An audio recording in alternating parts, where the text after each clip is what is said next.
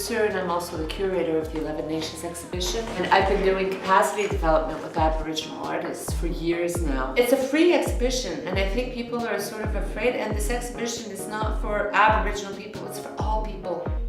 And culture is made for sharing. Culture does not belong to one group. Culture is made for sharing. This exhibition is free. We're still here for another 5 months. I'm working on making this a roaming exhibition. I want everyone across Canada to get to discover the rich artwork that's here. One of the main problems for Aboriginal artists is that the remoteness of where they live breaks access to the public, to buyers, to markets. So to fix that problem, we wanted to create an urban platform that brings together artists.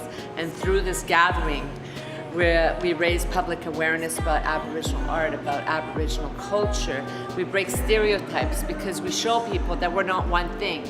We're not one type of language or one type of First Nations people, that we come from different languages and we come from different specific cultures. The Naskapi are very different than the Haudenosaunee people. And the Haudenosaunee people are very different than the Crees. And the Crees are very different than the Innu, you know? But for hundreds of years in our history books, it was the Indians, like we're one group. We're not one group. There's 10 distinct First Nations in Quebec plus the Inuit. I chose to wrap it up as 11 nations of original people of Quebec. This wonderful exhibition that's taking place in Old Montreal is 4,000 square feet. We have 23 visual artists, we have sculptors, we have literature writers, we have over 35 different cinematographers that we're featuring in our room at the end. The word I wanted to get out is this space belongs to all Aboriginal people that want to come to an urban platform. We bring Aboriginal artists to mainstream. We bring Aboriginal culture into the cultural dialogue of Quebec, into the national cultural dialogue by doing this. See, if you don't see them, they don't exist. If they don't exist, they're not part of this society. So absence of representation to me is really damaging, it's really harmful. We need to take our rightful place in the forefront of the camera. We need to take our place in radio. We need to take our place in the urban sense, in contemporary scene.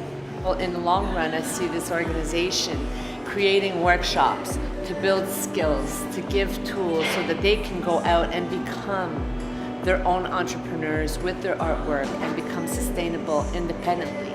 So there's two young Mohawk kids. They're young adults. And they came to me and they said, hey, we want to produce this powwow downtown. Like, we want to do a powwow in Old Montreal to promote Kahnawake powwow. And I said, absolutely. We're promoting the moccasin walk. So Leora, who's one of the organizers of that, she's organizing this powwow. We're gonna have vendors, we're gonna have artists, We're gonna have drummers. And the playground is sponsoring the traditional dancers to be here on July 12th.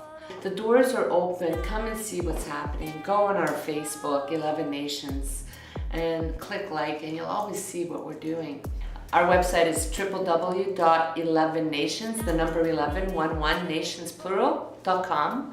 And if you want to know more about Sacred Fire Productions, which is my production company, you can go on sacredfire.ca. Thank you. You're welcome. That was awesome.